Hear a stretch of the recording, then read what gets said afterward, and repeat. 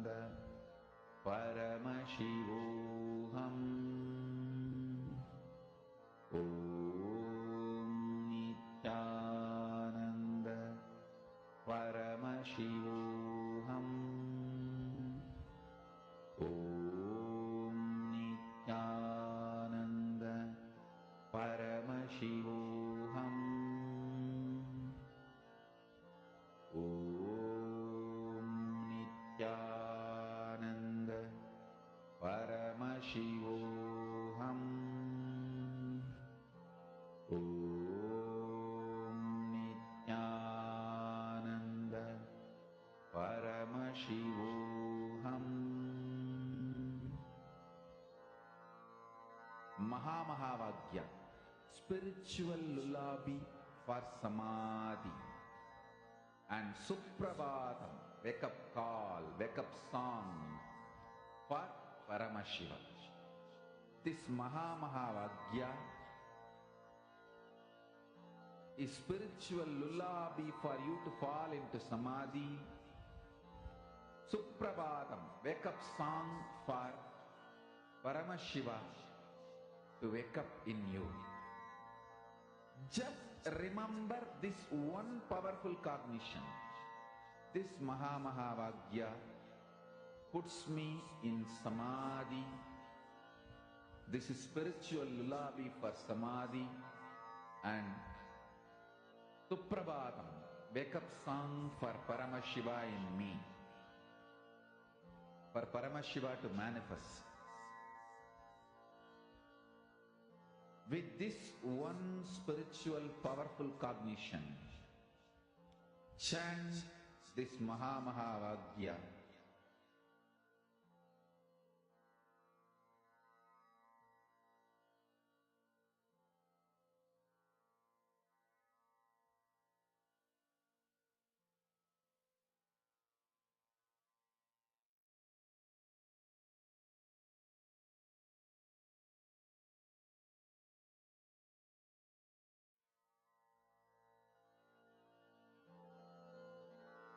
Mahamahavagya, spiritual lullaby for samadhi. And Suprabhatam, wake up call, wake up song for Paramashiva. For Paramashiva to manifest. With this one spiritual powerful cognition, chant this Mahamahavagya. Om Nithyananda Paramashivoham. Om Nithyananda Paramashivoham. Om Nithyananda Paramashivoham. Om Nithyananda Paramashivoham. Om Nithyananda Paramashivoham. Om Nithyananda Paramashivoham. Om Nithyananda Paramashivoham. Om Nithyananda Paramashivoham. Om Nithyananda Paramashivoham.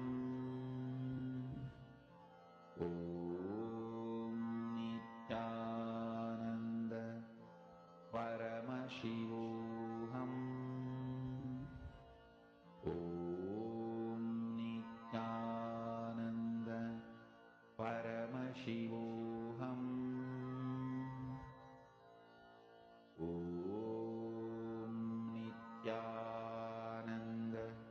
Paramashivoham. Om Nithyananda Paramashivoham. Om Nithyananda Paramashivoham. Om Nithyananda Paramashivoham. Om Nithyananda Paramashivoham.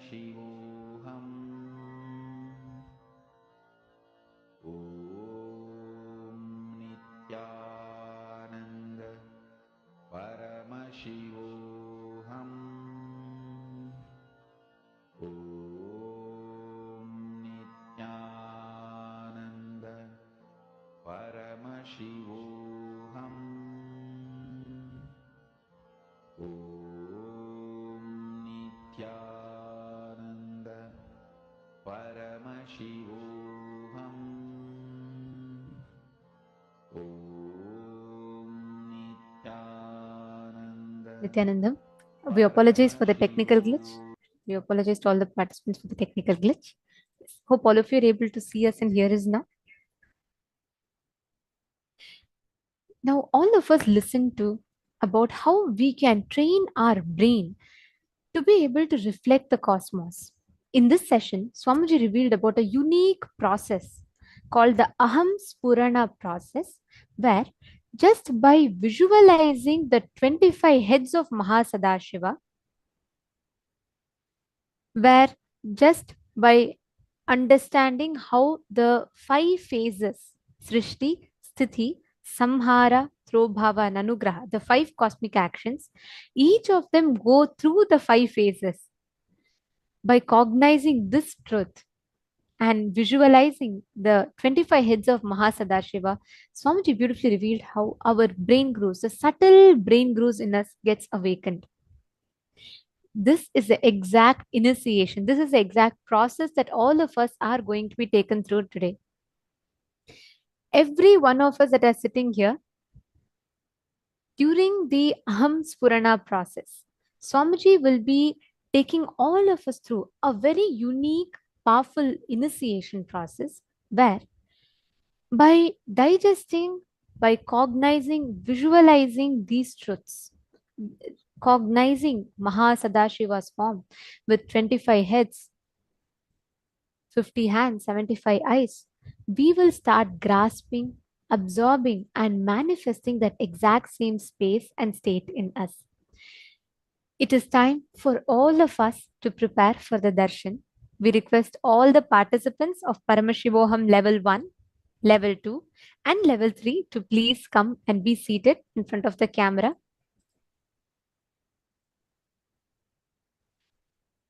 Today's darshan is going to be that of Mahasadashiva Murthy, the form of Paramashiva, where he manifests with 25 heads, 50 hands, and 75 eyes, having Devi Paramashiva Shakti seated on his lap.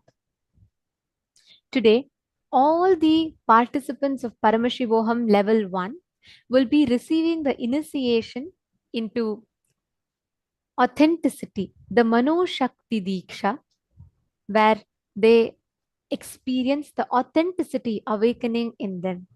To all the Paramashivoham Level 2 participants, all of the Paramashivoham Level 2 participants are going to be blessed with the initiation into completion. So, Purnatva and completion with others. And to be able to live and practice the Nithyananda, being able to live and experience the principles that Swamiji is revealing. And to all the Paramashivoham Level 3 participants that are here with us, all the Paramashivoham Level 3 participants are going to be having a very unique, powerful process where just by visualizing the cosmic form of Mahasadashiva Murthy, Swamiji is going to be awakening the subtle brain grooves in us, rewiring our brain to be able to reflect the cosmos. This is a very special process called the Aham Spurana process. Swamiji beautifully reveals how this process literally kindles our the subtle brain grooves in us to be able to grasp, cognize the higher dimensions of the cosmos. And today, all the participants of Paramashivoham Level 3 are also going to be initiated into synesthesia and the advanced levels of consciousness over matter powers. Today, Swamiji was revealing to all of us. We all listened to an exclusive session from one of the previous programs of Paramashivoham, where Swamiji revealed to us about synesthesia, being able to simultaneously process, cognize, and take the inputs from all the 5 senses at the same time. Now, let us all get ready for the darshan. We will now be chanting the Dhyana Shloka of Mahasadashiva Murthy. I request all the participants to sit with your head, neck and spine in a straight line. The Dhyana Shloka is a sacred chant that describes the form of Mahasadashiva Murthy as it is in the Agamas, as revealed by Paramashiva himself in the Agamas.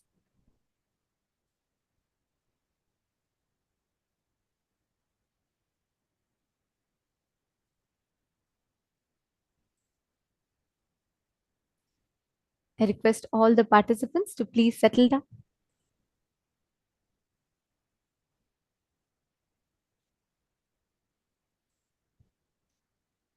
This is the Mahasadashiva Murthy Dhyana Shloka.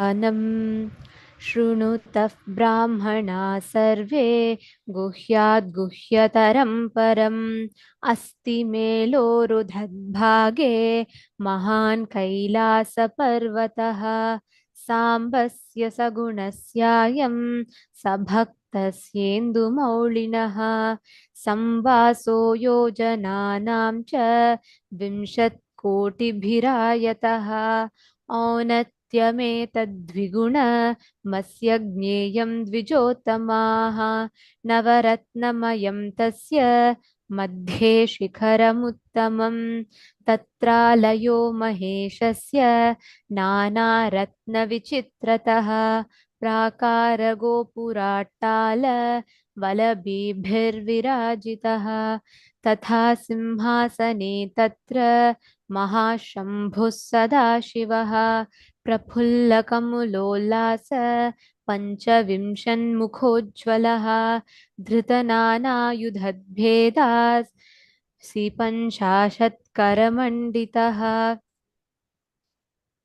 फुल्लरक्ताम्बुजाक्ताद श्रीबाह्वं प्रियगुलोज्ज्वलः विचित्ररत्नखचित भूषणैरपि भूषितः अनेककोटिसूर्याभ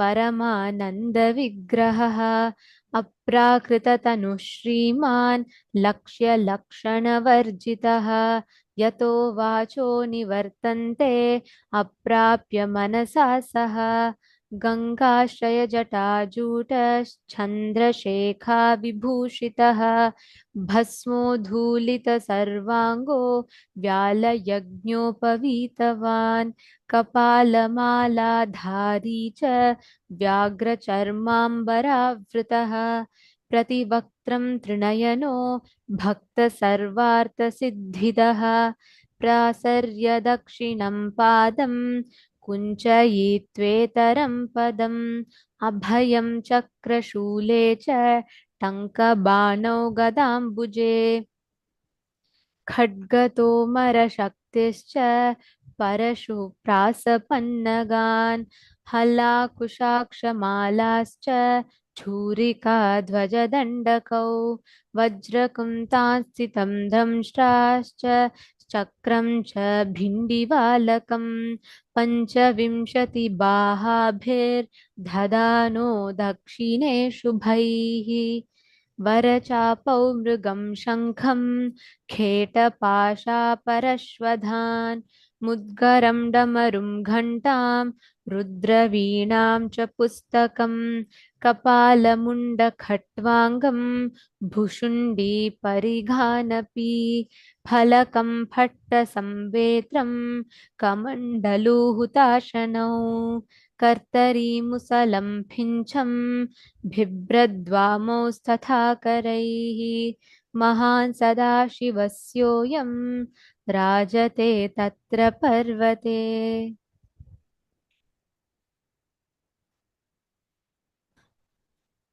This is the beautiful form of Mahasadashiva Murthy that all of us are going to be having the darshan of today.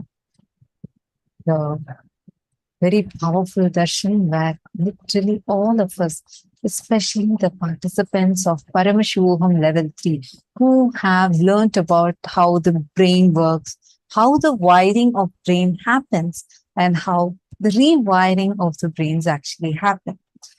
Because today, this is exactly the initiation Swamiji is going to be giving to all of us. All the Paramashivoham Level 3 participants, we are going to be experiencing the most powerful initiation for the brain, where we are going to be having the brain's neural pathways literally rewired. Today we were learning about this, how our neural connections in the brain is, and how our brain actually functions, and how the times where our brain is almost in an autopilot mode, how that actually happens, and how and why that actually happens, how we can rewire it. So we had learned about it elaborately. And actually, It's also very beautifully revealed today how many patterns that we form unconsciously, deeply engraved patterns in us, like your early morning addictions to coffee or certain reactions that's almost in autopilot mode in you. When you hear a certain trigger from outside, it's a default set of reactions that happens every single time in us. And many a times we repent after that unconscious actions happens through us. This one process that Swamiji is going to be conducting today exclusively for the Paramashivoham Level 3 participants, this particular process will completely rewire your brain, which means many of these deeply ingrained patterns in us, or the blockages that we have in manifesting powers, just through this one process. Like Swamiji said, it is like at the same time all the cells in your brain will be awakened, completely awakened, alive, and processing the information. And this is what Swamiji had revealed is the process in which synesthesia happens, where simultaneously, spontaneously, synergetically, synesthetically, our brain cognizes, receives the input from the external sources. So, through this one process, Swamiji will literally be clearing all the obstacles, all the patterns that are ingrained in your brain, and rewiring each of our brain to reflect the cosmos. now let's take a moment. Just revisit your day. If you see all these routine activities happens almost like in an autopilot mode. You woke up from the same side of the bed as you did yesterday, day before yesterday, or a year prior to that. You brushed in the exact same manner as you did yesterday, day before, or even a year prior to that. Even the way your emotions are, you react almost in the exact same manner. You're happy, you're sad, you're angry, almost in the exact same way you react over and over again and again. The secret behind this lies actually in your brain. The way how your brain is wired matters. This tiny organ that's in our body is so powerful. It almost consumes 3% of the total body's energy. And the way how it functions, the way we think, everything is based on these neural connections, how your brain, the brain cells are actually having something called as neurons, the nerve cells, which are connected in a certain manner.